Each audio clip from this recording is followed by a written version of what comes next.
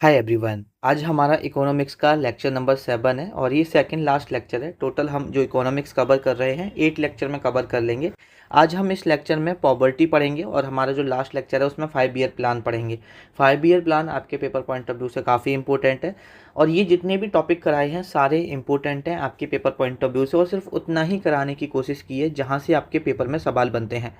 तो अच्छे से देख लेना और अच्छे से पढ़ लेना। एंड आई होप कि जो अभी तक आपको इकोनॉमिक्स से डर लग रहा था कि उसको करें या ना करें, उसको आप आराम से कर पाए होंगे। अब यहाँ पर हम इस लेक्चर को शुरू करते हैं। हम पॉवर्टी के बारे में पढ़ते हैं। तो देखो, पॉवर्टी, आप ऐसा नहीं है कि पॉवर्टी या गरीबी मैं आपको समझाऊं तभी आपको समझ में आएगा, ठीक है। अगर कभी पॉवर्टी पूछ भी लिया जाएगा तो आप आराम से अपना एक्सप्लेन कर सकते हो पॉवर्टी क्या होती है, गरीबी क्या होती है। गरीबी एक तरह से बोल सकते हो जो अपनी बेसिक नीड्स को, देखो गरीब अपने अपने अलग अलग स्तर पर हो सकता है। एक इंसान के पास पैसा होता है तभी भी वो गरीब हो सकता है अगर वो दूसरों से कंपेयर करेगा, है ना।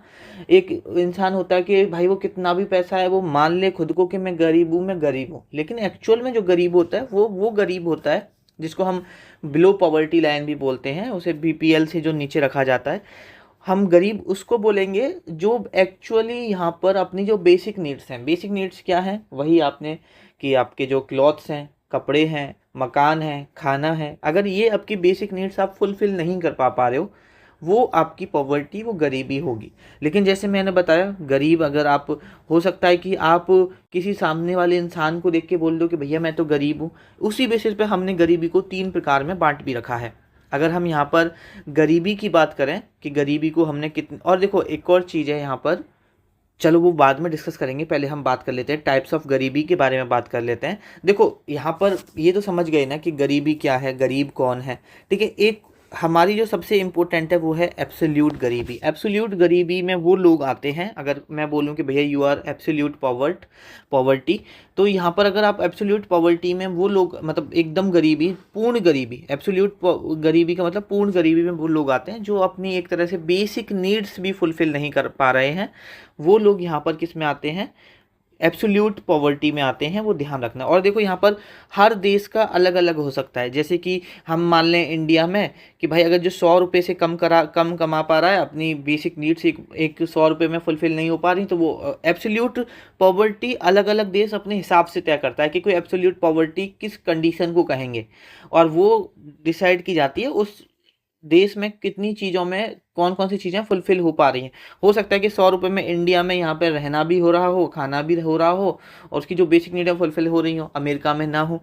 तो अपनी जो एब्सोल्यूट गरीबी है वो अब हर देश के लिए अलग अलग हो सकती है। लेकिन यहाँ पर एक वर्ल्ड में भी देखा जाता है कि वर्ल्ड में कितनी गरीबी है। तो वर्ल्ड बैंक ये कहता है अगर कोई $2.5 से यहाँ पर कम कमाता है पर डे का, तो वो किस में आएगा, वो गरीब में आएगा, वो एब्सोल्यूट गरीब है, ठीक है। ये चीज़ आपको यहाँ पे समझ में आनी चाहिए। तो एब्सोल्यूट पॉवर्टी आपको समझ में आ गई क्या होता है। एक लिमिट फिक्स होती है कि अगर आप इस लिमिट से नीचे पैसा कमा पा रहे हो, इसका मतलब आप अपनी बेसिक नीड्स भी फुलफिल नहीं कर पा रहे हो, जिसकी वजह से आप गरीब हो।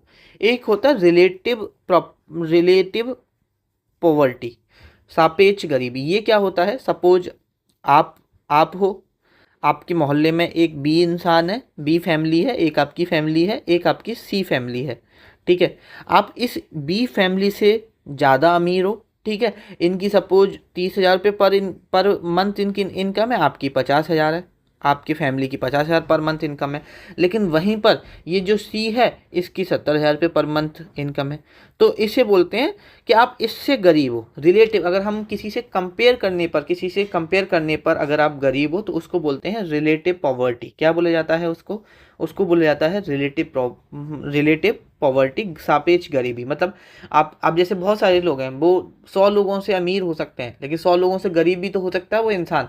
अब कोई इंसान है वो बहुत अमीर है, चाहे उसके पास कितना भी पैसा है, लेकिन अगर वो अंबानी से खुद को कंपेयर करेगा तो अंबानी से तो गरीब ही होगा, तो क्या वो भी गरीब कहलाएगा, तो उसे रिलेटिव पॉवर्टी में रखा जाता है। एक होता है सब्जेक्टिव पॉवर्टी, व्यक्ति परक गरीबी। अभी ये क्या होता है, ये वही हो गया कि आपके पास, तुमने देखा होगा लोगों के पास बहुत पैसा होता है फिर भी रोते रहते हैं, भाई मैं गरीब हूँ, मैं गरीब हूँ, मैं गरीब हूँ। आपके अब कल को अंबानी आके बोले, अंबानी का बेटा आके बोले कि भाई मैं तो गरीब हूँ, तो अब आप ये थोड़ी नहीं बोल सकते, वो किसी और से कंपेयर कर ले जो बिल्कुल वर्ल्ड में नंबर 1 है, उससे कंपेयर कर ले कि भाई मैं गरीब हूँ, ठीक है।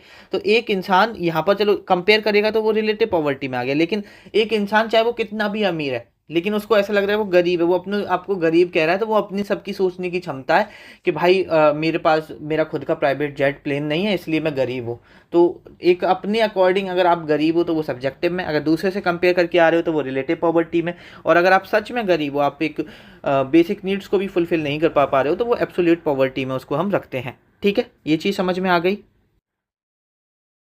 अब यहाँ से आगे बढ़ते हैं। ठीक है, आगे देखते हैं सस्टेनेबल डेवलपमेंट गोल्स। देखो हमारे मतलब यूएन ने basically 17 sustainable development goals decide किए कि हमें डेवलपमेंट तो करना है, और ये यूएन ने सभी कंट्रीज़ को दे रखे हैं कि भाई अगर तुम अपना डेवलपमेंट कर रहे हो तो इस पर फोकस करके चलो। ऐसा ना हो जो बेसिकली हमें डेवलपमेंट की तरफ बढ़ना है, हमें गरीबी हटानी है, हमें हंगर हटाना है, हमें अपना गुड हेल्थ की तरफ बढ़ना है, लेकिन साथ में हमें ये जो डेवलपमेंट करना है सस्टेनेबली करना है। सस्टेनेबली का मतलब रिसोर्स को देखते वक्त रिसोर्स को भी देखना है। ऐसे नहीं है कि हम रिसोर्स को नहीं देख रहे हैं और हम डेवलपमेंट करते हुए जा रहे हैं। हम रिसोर्स के ऊपर, मतलब रिसोर्स का मतलब हमारी जो फ्यूचर जनरेशन है उसके लिए भी हमें रिसोर्स बचा के रखने हैं। सारे रिसोर्स डेवलपमेंट के चक्कर में आज ही खर्च नहीं कर देने, और हमें डेवलपमेंट लेके भी चलना है। अब वो 17 गोल से पेपर में पूछ लेता है, हम यहाँ पर नहीं लिखा है, मे बी मैं भूल गया यहाँ पर लिखना, चलो मैं बता देता हूँ, याद है। ठीक है, याद करने का तरीका शायद हम किसी स्टैटिक जीके में डिस्कस भी कर चुके हैं, तो एक बार लिख लो। हिंदी वाले, मैं इंग्लिश में, अब देखो हिंदी हिंदी में आप एक बार गूगल कर लेना 17 सस्टेनेबल डेवलपमेंट गोल इन हिंदी, तो आपको हिंदी में मिल जाएंगे। सबसे पहला है नो पॉवर्टी, अभी मैं आपको याद भी करा दूंगा है ना। पहला है हमारा कौन सा, नो पॉवर्टी। ठीक है, ये लिखना भूल गया, वरना यहाँ हम हिंदी में भी कन्वर्ट करके लाते। उसके बाद है जीरो जीरो हंगर। ठीक है, उसके बाद है आपका गुड हेल्थ, गुड हेल्थ। उसके बाद है आपका क्वालिटी एजुकेशन, क्वालिटी एजुकेशन। ठीक है, no poverty, zero hunger, good health, quality education. पांचवा है आपका जेंडर इक्वलिटी, जेंडर इक्वलिटी। छठा है आपका क्लीन वाटर, और आपका सैनिटेशन भी इसी में आता है, क्लीन वाटर एंड सैनिटेशन। यहाँ से आता है तो नोट डाउन कर लेना इनको। ठीक है, सातवां, छः से साफ सैनिटेशन, 6S। और सातवां था affordable and clean energy, affordable and clean energy. ठीक है, वहीं पर अगर हम 8वें गोल की बात करते हैं तो ये इंडस्ट्री और इंफ्रास्ट्रक्चर से रिलेटेड है, एक बार देख लेना पूरा, industry and infrastructure, industry and infrastructure. Ninth है हमारा, हम इनइक्वलिटी को रिड्यूस करने के तरफ काम करेंगे, reduce inequalities, reduce inequalities.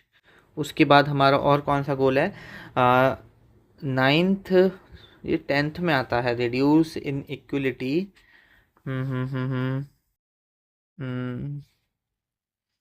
Just wait a second, बस गड़बड़ कर दी क्या हमने।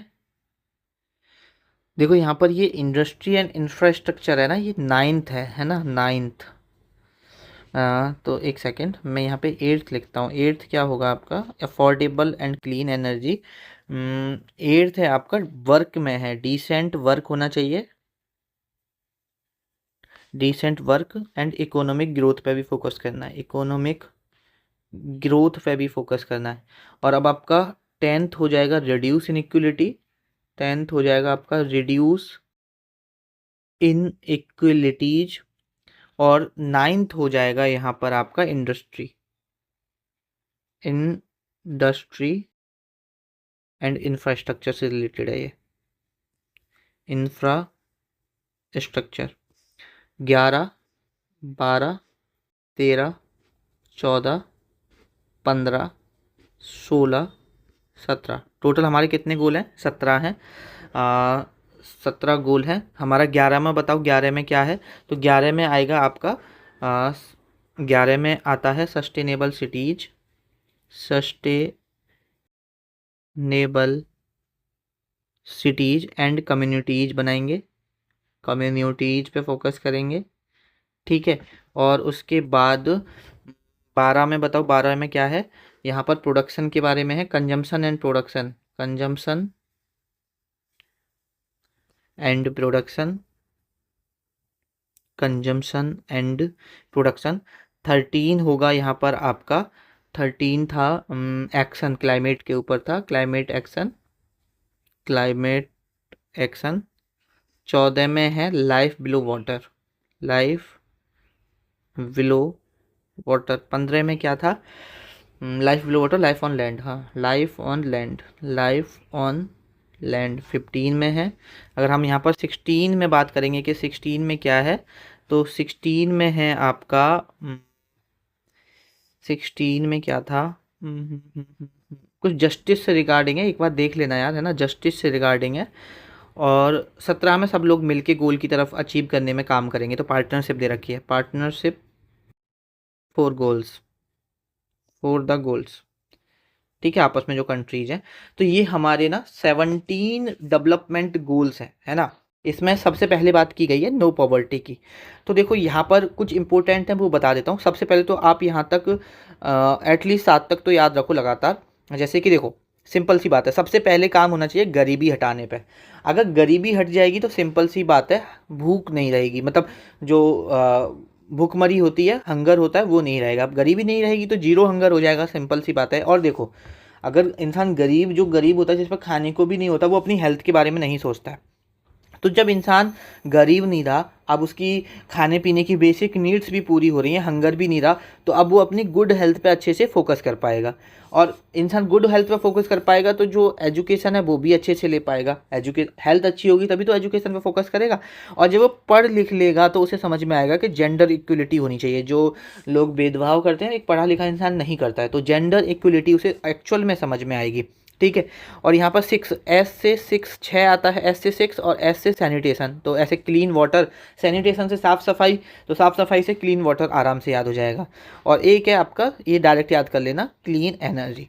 उसके बाद कुछ 2-3 और याद कर लो, जैसे कि 13, 13, मतलब 13 मतलब कुछ गड़बड़ होती है ना, 13 एक मतलब अब अशुभ नंबर माना जाता है, तो मतलब क्लाइमेट एक्शन, आपको क्लाइमेट पर भी फोकस करना है, तो कुछ गड़बड़ हो सकती है।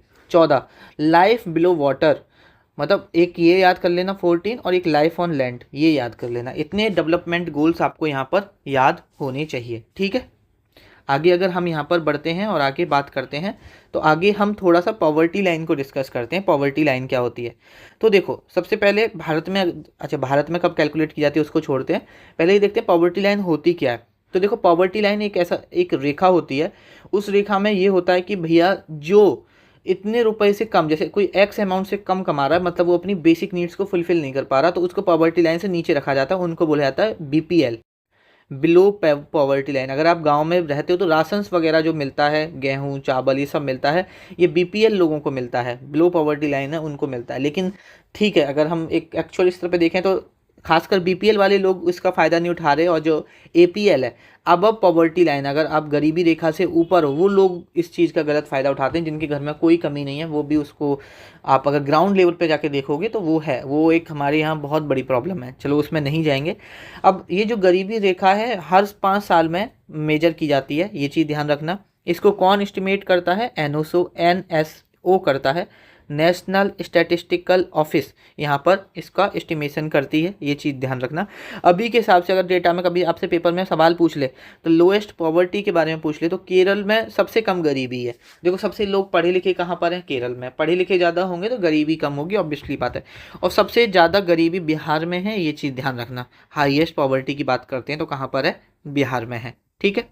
अगर हम आगे बढ़ते हैं, अब हम थोड़ा सा पॉवर्टी एस्टिमेशन के बारे में बात करते हैं कि ये जो गरीबी का आकलन करना, अनुमान लगाना, ये किसने शुरू किया, है ना। तो अभी हम बात करेंगे हमारा देश आज़ाद होने से पहले की बात करेंगे, प्री इंडिपेंडेंस बात करेंगे, और फिर हम बात करेंगे पोस्ट इंडिपेंडेंस। तो अभी हम बात करेंगे सबसे पहले 1947 से पहले की बात करते हैं। तो सबसे पहले जो पॉवर्टी एस्टिमेशन का काम किया था, दादा भाई नरोजी यहाँ पर करते हैं पॉवर्टी एस्टिमेशन का। तो कभी आपसे ये पूछ ले कि किस इंसान ने पहली बार पॉवर्टी का एस्टिमेट करा था, करने की कोशिश की थी, तो दादा भाई नौरोजी ने की थी, ये चीज़ ध्यान रखना। ऑफिशियल नहीं था, अनऑफिशियल इन्होंने किया था, ठीक है। और यहाँ पर मतलब कोई एक साइंटिफिक मेथड यूज नहीं किया था, मैं बेसिकली ये कहना चाह रहा हूँ। और यहाँ पर इन्होंने एक पॉवर्टी लाइन को कैलकुलेट किया था, किसके बेसिस पे? Prisoner menu. देखो उस वक्त हमारे यहाँ इंडियन ब्रिटिश सरकार थी, मतलब अंग्रेज़ों का शासन था हमारे इंडिया में।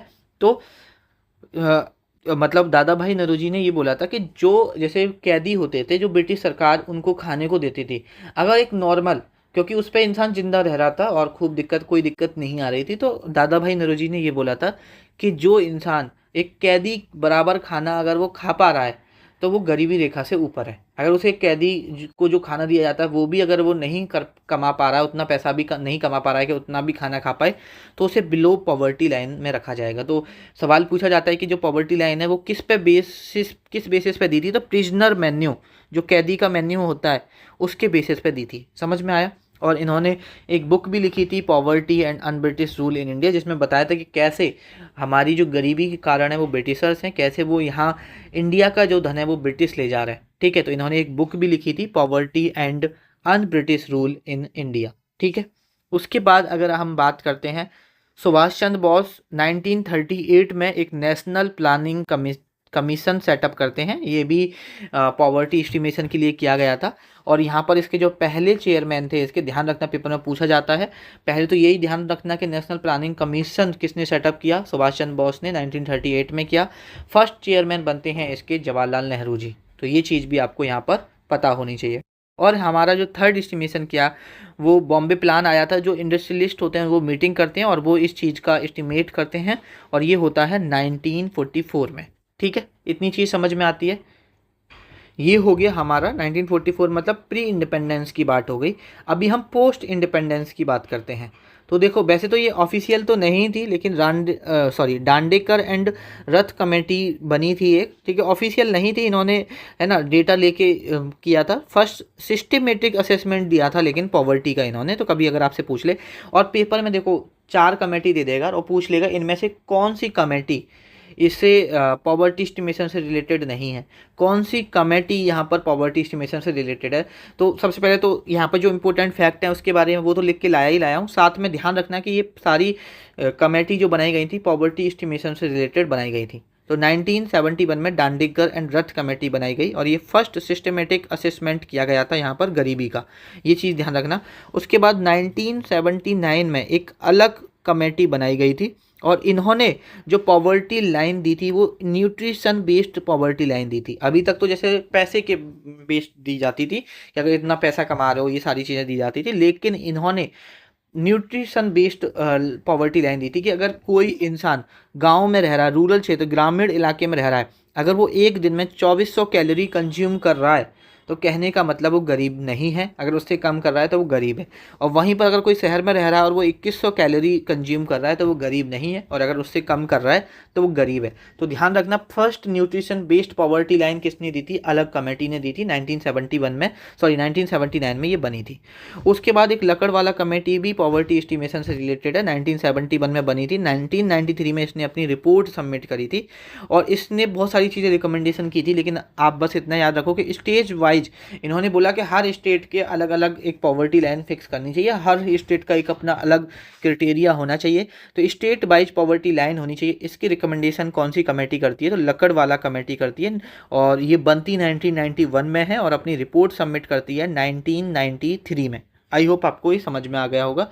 एक और कमेटी बनी थी, मे बी आगे होगी, हाँ ये है हमारी 2007 में तेंदुलकर कमेटी। 2009 में इसने अपनी रिपोर्ट सबमिट की थी, ठीक है। इन्होंने क्या बोला था तेंदुलकर कमेटी ने? देखो अभी तक हम एक यूनिफॉर्म रेफरेंस पीरियड काउंट करते थे। यूनिफॉर्म रेफरेंस पीरियड हम सिर्फ उनके जो मेन चीज़ होती थी उन पे फोकस करते थे, जो वो खर्चा कर रहे हैं अपने खाने पीने पे क्या खर्चा कर रहे हैं। लेकिन उन्होंने बोला इस कमेटी ने, भैया मिक्स्ड रेफरेंस पीरियड रखो, मतलब हम एक यहाँ पर जो रेफरेंस लेते थे यूनिफॉर्म रेफरेंस पीरियड के, वो अभी हाल फिलहाल में उनका यहाँ मिक्स्ड में बोला कि उन्होंने वो पिछले टाइम से कितना खर्चा करके आ रहे हैं, हेल्थ पे कितना खर्चा कर रहे हैं, एजुकेशन पे कितना खर्च कर रहे हैं। अब जैसे कि किसी इंसान ने आज से 11 महीने पहले 1 साल की पूरी 1 लाख रुपए फीस भर दी है ना।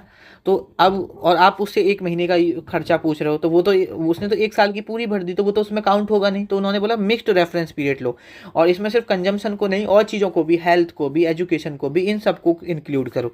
और इन्होंने डिसाइड किया कि जो पॉवर्टी लाइन है, जो ग्रामीण क्षेत्र में, वो होनी चाहिए 816 रुपये पर मंथ से अगर कोई कम कमा रहा है तो वो गरीब होगा, और अगर शहर में 1000 रुपये पर मंथ से कोई कम कमा रहा है तो वो गरीब होगा। ये दिया इन्होंने 2009 में अपनी रिपोर्ट सबमिट की थी। उसी के बेसिस पे हमारी गवर्नमेंट डेटा निकालती है और बोलती है कि जो बिलो पॉवर्टी लाइन है, अर्बन अगर ओवरऑल देखा जाए तो 21.9% है, ओवरऑल जो गरीबी रेखा से नीचे है। शहर में देखा जाए तो 13.7% है, और गांव में देखा जाए तो 25.7% है। ठीक है। एक रंग राजन कमेटी के बारे में भी ध्यान रखना, ये भी पॉवर्टी एस्टिमेशन से रिलेटेड ही थी, कभी अगर आपसे पेपर में पूछ लिया जाए। उसके बाद बहुत सारे प्रोग्राम है, पेपर में इस तरह से पूछ लिया जाता है कि इनमें से कौन सा पॉवर्टी एलिविएशन प्रोग्राम है जो गवर्नमेंट के द्वारा चलाया गया। तो बहुत सारे प्रोग्राम हैं जो यहाँ पर डायरेक्ट भी पूछ सकता है कि ये कौन सी ईयर में लॉन्च हुआ, और आपको वैसे भी पता होना चाहिए कि जो आपके पॉवर्टी एलिविएशन प्रोग्राम है, कुछ मैं आपको बता देता हूँ, उनकी डेट याद रखना। प्रधानमंत्री रोजगार योजना, ये जो आपका प्रधानमंत्री रोजगार योजना था, इसमें रोजगार देने की बात की गई थी कि जो आपका अनएम्प्लॉयड यूथ है उसको रोजगार दे और मिले, और ये 2 अक्टूबर 1993 को लॉन्च की गई थी। उसके बाद है स्वर्ण जयंती शहरी रोजगार योजना, 1997 में ये लॉन्च की गई, और इस स्कीम का फोकस था कि एम्प्लॉयमेंट जनरेशन करना, मतलब बेसिकली बेरोजगारी ख़त्म कैसे होगी, गरीबी ख़त्म कैसे होगी, रोजगार को बढ़ावा देना, रोजगार बढ़ाना। किस, ये शहरी से ही समझ में आ रहा है कि ये शहर में लॉन्च की गई थी, अर्बन एरियाज़ के लिए काम किया गया। उसके बाद एक था इंटीग्रेटेड रूरल डेवलपमेंट प्रोग्राम, तो ये भी एक तरह से एम्प्लॉयमेंट प्रोग्राम, जो आपका एम्प्लॉयमेंट जनरेशन के लिए ही इसमें भी काम किया गया था। ठीक है, ये 1980 में यहाँ पे लॉन्च की गई थी। उसके बाद है संपूर्ण ग्रामीण रोजगार योजना, ये 2001 में लॉन्च की गई। ठीक है, इसका भी एम्प्लॉयमेंट देना ही था रूरल एरियाज में। एक था इंदिरा आवास योजना, तो बेसिकली इसमें जो गरीब लोग हैं उनको घर बना के दे दिया सरकार ने, तो 1985-86 में इसको लॉन्च किया गया था। तो ये कुछ प्रोग्राम हैं जो यहाँ पर लिए गए थे आपके, किसके लिए, पॉवर्टी को कम करने के लिए। ठीक है, तो ये ध्यान रखना। उसके बाद अब यहाँ पर हम पढ़ते हैं मल्टी डायमेंशनल पॉवर्टी इंडेक्स। देखो अभी तक क्या था, अभी तक ये था कि अगर कोई इंसान अपना अच्छे से पैसा नहीं कमा पा रहा है, अच्छे से उसे खाना नहीं मिल रहा है, उसे कपड़ा पहनने को नहीं मिल रहा, घर नहीं मिल रहा, तो वो गरीब है। लेकिन यहाँ पर बाद में आया मल्टी डायमेंशनल पॉवर्टी इंडेक्स। उसने कहा भैया ऐसा अगर तुम कह रहे हो तो तुम गलत कह रहे हो। ऐसा नहीं है कि सिर्फ अगर इंसान को खाना टाइम पे मिल रहा है तो वो गरीब है। अच्छा, उन्होंने बोला कि अगर इंसान के पास पैसा है और हेल्थ नहीं है तो वो भी इंसान गरीब है। ठीक है, अगर इंसान के पास पैसा है, हेल्थ है, एजुकेशन भी नहीं है, तो वो भी इंसान को हम गरीबी की कैटेगरी में ही रखेंगे। अगर स्टैंडर्ड ऑफ लिविंग, पैसा है, सब कुछ है, लेकिन कुकिंग फ्यूल नहीं है, जैसे आज के टाइम में एलपीजी को बढ़ावा दिया जा रहा है, ठीक है, चूल्हे पर सब खाना बना रहे हैं, सैनिटेशन उतना अच्छा नहीं है, ड्रिंकिंग वाटर उतना अच्छा नहीं है, ठीक है, इलेक्ट्रिसिटी टाइम से नहीं मिल पा रही है, तो वो भी हम गरीबी की रेखा में ही रखेंगे। तो मल्टी डायमेंशन का मतलब अलग अलग डायमेंशन से देखेंगे कि गरीब, अलग अलग डायमेंशन से देखेंगे कौन गरीब है कौन नहीं है। तो सबसे पहले तो इस रिपोर्ट को वर्ल्ड लेवल पर रिलीज किया जाता है, यूएनडीपी यहाँ पर इसको रिलीज करता है। इसमें मेन जो डायमेंशन होती हैं 3 होती हैं, और इसके जो इंडिकेटर होते हैं 10 होते हैं। ठीक है, इंडिकेटर पेपर में सवाल नहीं बनते हैं, बट डायमेंशन याद रखना, 3 डायमेंशन होती हैं, और कौन कौन सी होती है, हेल्थ, एजुकेशन और स्टैंडर्ड ऑफ लिविंग। और आपके जो इंडिकेटर्स होते हैं 10 होते हैं। जैसे हेल्थ के अंदर 2 आते हैं, एक न्यूट्रिशन के बारे में बात की जाएगी, एक चाइल्ड मोर्टिलिटी देखी जाएगी, ठीक है, उस देश की। एजुकेशन में देखा जाएगा कि ईयर्स इन स्कूलिंग, कितने साल आपने स्कूल में गुजारे, और स्कूल में आपकी अटेंडेंस कितनी है। ये देखो, एक इंडिकेटर ये, एक इंडिकेटर ये, 3 इंडिकेटर, 4 इंडिकेटर। उसके बाद स्टैंडर्ड ऑफ लिविंग में देखा जाए तो कुकिंग फ्यूल देखा जाएगा, सैनिटेशन देखी जाएगी, ड्रिंकिंग वाटर देखा जाएगा, इलेक्ट्रिसिटी देखी जाएगी, हाउसिंग देखा जाएगा, और आपका असेट्स देखे जाएंगे। और अगर आप इनमें से 1/3, अगर आप 1/3 भी फुलफिल नहीं कर पा रहे हो तो आपको पुअर की कैटेगरी में, गरीबी रेखा में रखा जाएगा। ठीक है, तो ध्यान रखना 3 इंडिकेटर होते हैं, health, education and sanitation, sorry dimension होते हैं, और उसमें 10 इंडिकेटर होते हैं उसके। तो आप बस इतना याद करो कि कितने इंडिकेटर होते हैं, 10। ये कौन कौन से होते हैं वो मत याद करो, बट डायमेंशन 3 होती हैं, और कौन कौन सी होती हैं वो ध्यान रखो।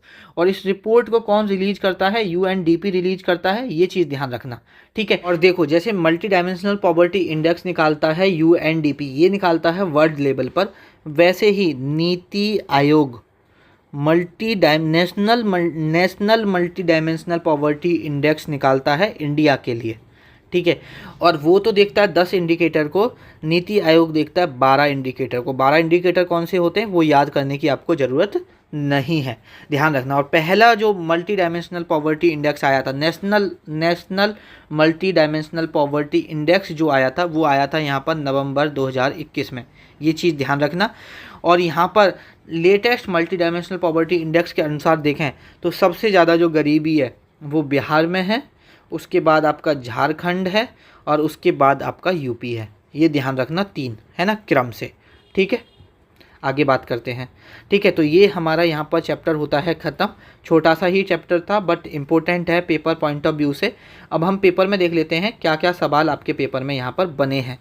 और यहाँ पर इसको, ये जो पेपर में सवाल बने हैं ये 2025 में नहीं, ये 2024 के यहाँ पर सवाल है, ठीक है, ये चीज़ ध्यान रखना। तो यहाँ पर सवाल देख लेते हैं।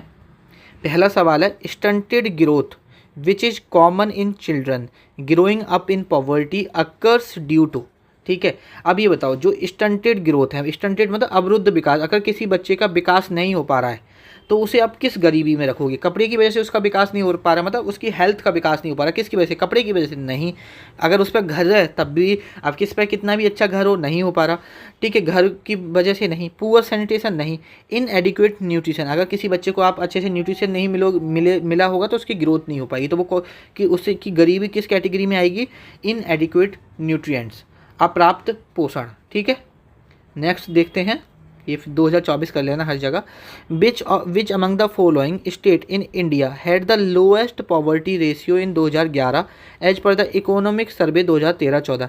देखो, लोएस्ट काफ़ी सालों से केरल का ही है, तो ध्यान रखना ये चीज़, ठीक है। नेक्स्ट क्वेश्चन है हमारा यहाँ पर, who among the following personalities said what I object is the craze for machinery as such. यही बताना चाह रहा था लेक्चर की शुरुआत में, लेकिन ध्यान नहीं रहा। The craze is for what they call labor saving machinery. Men go on saving labor till thousands are without work and thrown on the open street to die of starvation. Basically Gandhi ji ने दिया था ये statement, और गांधी जी ने, मैं आपको simple भाषा में समझाता हूँ, गांधी जी ने ये बोला था, वो हमेशा एक तरह से मशीनरी के, आप बोल सकते हो, खिलाफ थे। मतलब कि उन्होंने बोला था कि जो मशीन है वो इंसान के काम को आसान कर सकती है, लेकिन उसको रिप्लेस नहीं करनी चाहिए। और अगर मशीनों ने इंसान का रिप्लेसमेंट ले आए तो क्या होगा? एक मशीन हज़ारों इंसानों का काम करेगा, और वो हज़ारों इंसान फिर कहाँ पर आ जाएंगे? सड़क पर आ जाएंगे, और वो भुखमरी से मारे जाएंगे, ठीक है। तो ये स्टेटमेंट किसने दिया था? महात्मा गांधी जी ने दिया था, ये नोट डाउन कर लेना। उसके बाद अगर हम नेक्स्ट क्वेश्चन देखते हैं, नेक्स्ट क्वेश्चन है हमारा, in which year was the multi dimensional poverty index launched in India. तो नवंबर 2021 में इसको लॉन्च किया गया था पहली बार।